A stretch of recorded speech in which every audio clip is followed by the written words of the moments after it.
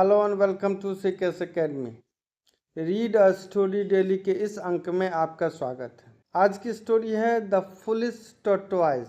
चलिए इसे पढ़ते हैं और अपनी इंग्लिश और इंग्लिश वोकैबुलरी को और बेहतर करते हैं। चलिए स्टार्ट करते हैं।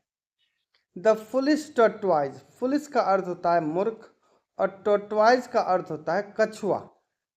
तो चलिए एक मूर्ख कछुए की कहानी को पढ़ते हैं।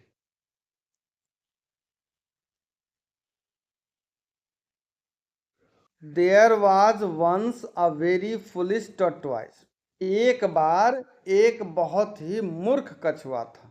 फुलिश का अर्थ होता है मूर्ख और टॉर्टोइज का अर्थ होता है कछुआ। और वंस मतलब एक बार या एक बार की बात है। तो एक बार की बात है, एक बेहद ही मूर्ख कछुआ था। It lived in A pond near Haridwar. और ये हरिद्वार के नज़दीक एक तालाब, पॉन्ड का अर्थ होता है तालाब, में रहता था। It lived there Elon.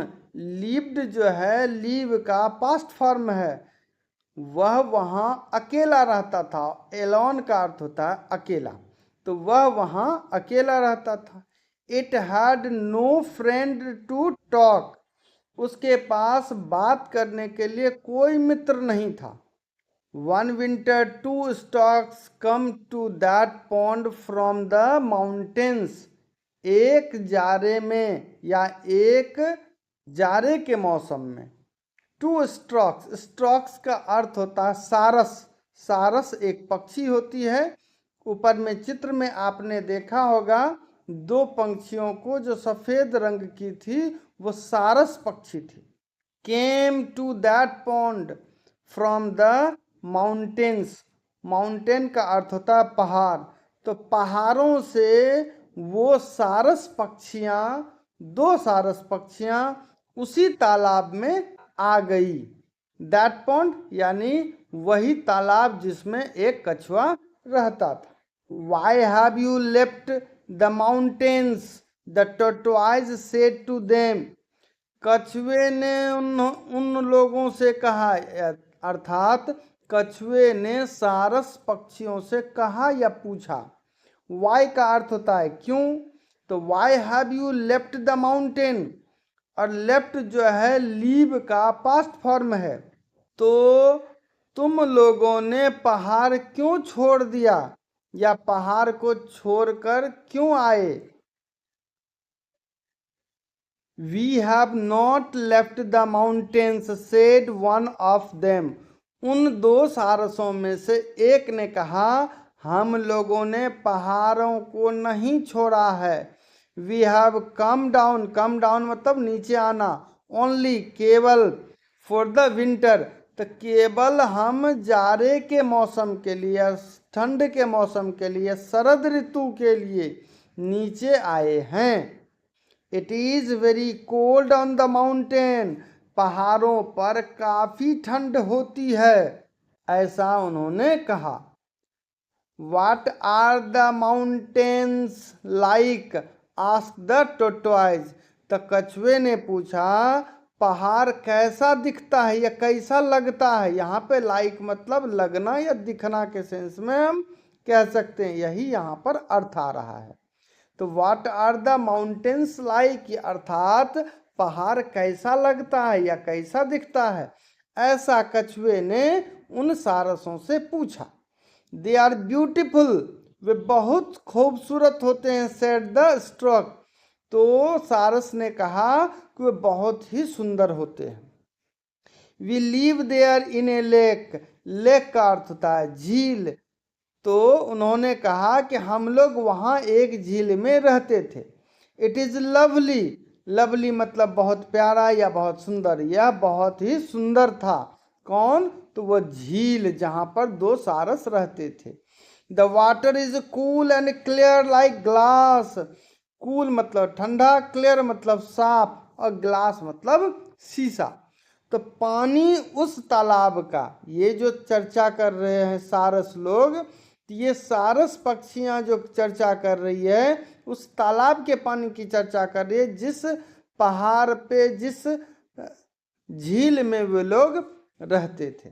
तो उन्होंने कहा कि वहाँ का पानी बिल्कुल शीशे की तरह साफ और ठंडा था। I have never seen a lake, said the tortoise. कछुए ने कहा हमने कभी झील नहीं देखा है, अर्थात मैंने कभी झील नहीं देखा है। द स्ट्रॉक सेड, स्ट्रॉक ने कहा अर्थात सारस ने कहा, come with us when we fly back. तो उसने कहा कि जब हम उड़कर वापस जाएंगे, फ्लाई बैक मतलब हुआ उड़कर वापस जाना, तो कम विथ अस अर्थात मेरे साथ आना। विल शो यू, यहाँ जो वी के बाद डबल एल देख रहे हैं, ये इसका शॉर्ट फॉर्म है वी सेल या वी विल का। इसको हम शॉर्ट फॉर्म में विल पढ़ेंगे। तो विल शो यू अर्थात हम लोग तुमको दिखाएंगे, अर्थ वही हुआ वी शैल शो यू अर्थात हम लोग तुमको दिखाएंगे, लेकिन इसको शॉर्ट में विल पढ़ते हैं। How can I said the टोटवाइज, कछुए ने कहा कि हम कैसे, अर्थात इसका कहने का तात्पर्य है कि हम कैसे देख सकते हैं। आई कैनॉट फ्लाई, मैं उड़ नहीं सकता। द स्ट्रॉक सेड, स्ट्रॉक अर्थात सारस ने कहा, विल फाइंड अ वे, तो हम लोग तरकीब निकाल लेंगे। फाइंड अ वे मतलब तरकीब निकालना, उपाय निकालना। विल कैरी यू, और तुमको ले चलेंगे। कैरी का अर्थ होता है ढोना, तो तुमको ले चलेंगे। They found a way, find का पास्ट फॉर्म है फाउंड। अब फाइंड का अर्थ होता है पाना या खोजना, तो इस तरह उसने उपाय खोज लिया या उन्हें उपाय मिल गया। When the winter was over, और जब शरद ऋतु या ठंड का जो मौसम था वो समाप्त हो गया, they brought a strong stick, stick का अर्थ होता है छड़ी, स्ट्रॉन्ग का अर्थ हुआ मजबूत, और ब्राउट जो है ब्रिंग का पास्ट फॉर्म है। ब्रिंग का अर्थ होता है लाना, तो उसने एक मजबूत डंडा या छड़ी लाया। One stork held one end of it in its beak, the other held the other end. तो बिक का अर्थ होता है चोंच, तो एक सारस ने डंडे के या छड़ी के एक छोर को अपने चोंच से पकड़ा, तथा दूसरे ने दूसरे छोर को यानी छड़ी के दूसरे छोर को अपने चोंच से पकड़ा। The टोटवाइज held the middle with its teeth, teeth का अर्थ होता है दांत, और मिडिल मतलब बीच में, तो कछुए ने, और हेल्ड जो है ये होल्ड, होल्ड का अर्थ होता है पकड़ना, इसका पास्ट फॉर्म है। तो कछुए ने छड़ी के बीच वाले हिस्से में या बीच वाले हिस्से को अपने दांत से पकड़ लिया। द टू स्ट्रोक्स दस took the टोटवाइज in the air, इस तरह दोनों सारस पक्षियां कछुए को हवा में लेके चली गई, यानी कि उड़ाकर ले जाने लगी। But the foolish टोटवाइज never saw the lake, लेकिन ये जो मूर्ख कछुआ था उसने कभी झील नहीं देखा था। They were flying over a village, वे लोग, विलेज का अर्थ होता है गांव, तो एक गांव के ऊपर से उड़ते हुए गुजर रहे थे। The children of the village saw them, गांव के बच्चे उन्हें देख लेते हैं। चिल्ड्रन का अर्थ हुआ बच्चे, विलेज का अर्थ हुआ गांव, और साव जो है सी का पास्ट फॉर्म है, सी का अर्थ होता है देखना, तो बच्चे उन्हें या गांव के बच्चे उन्हें देख लेते हैं। दे वेर अम्यूज्ड, अम्यूज्ड का अर्थ होता है प्रसन्न होना, हर्षित होना, उल्लासित होना, खुश होना।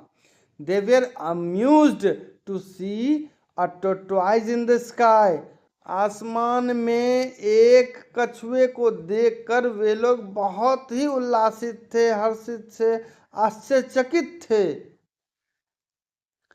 Where are you going Mr tortoise shouted one, उन्हीं बच्चों में से एक बच्चे ने शोर करते हुए, चिल्लाते हुए, साउट का अर्थ होता है चिल्लाना, तो चिल्लाते हुए पूछा, where are you going? Where का अर्थ होता है कहाँ। तो आप कहाँ जा रहे हैं mister टोटवाइज?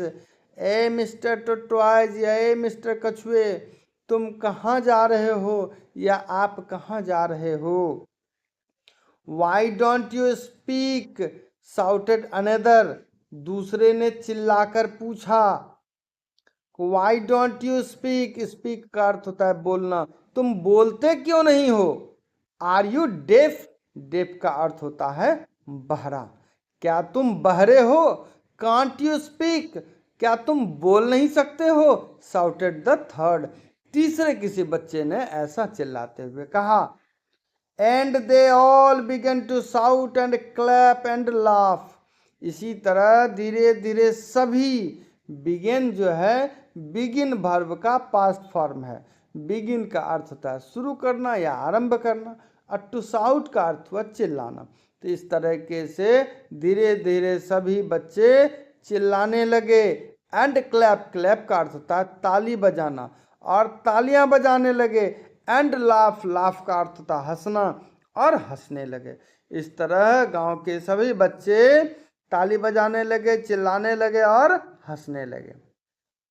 The tortoise was very angry, कछुआ बहुत ही गुस्से में आ गया, अर्थात गुस्सा गया। एंग्री मतलब गुस्सा करना या गुस्साना।